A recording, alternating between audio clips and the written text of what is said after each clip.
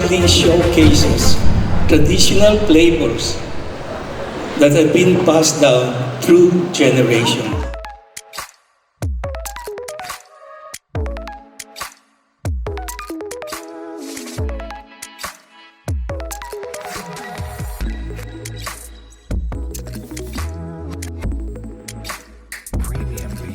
Okay, welcome to Exhibit Today. This is Brother Hernan Palcon.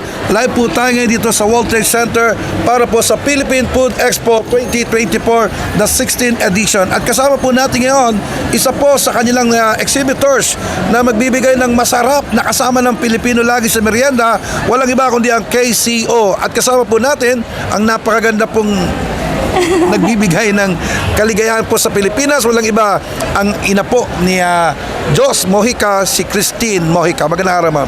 Hi, good afternoon po. Ayan, visit kayo dito sa booth namin 246 and 211. Ayan, napakalaki ng booth natin dito sa Philippine Food Expo.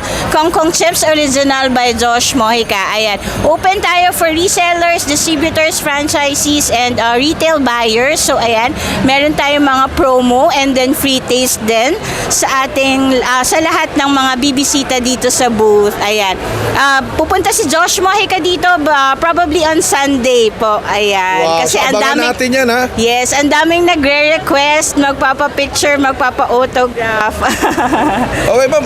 So kanina nabanggit nyo na open kayo sa dealer and wholesaler, right? Yes, So that's meron ba right. tayong website at telepono na pwede nyo na kontakin, ma'am? Yes, kontakin niyo lang po ako. Ako mismo yung kakausap sa inyo kung gusto niyo magkaroon ng negosyo. 0917-526-5674 or 0917-155-1046. Ayan.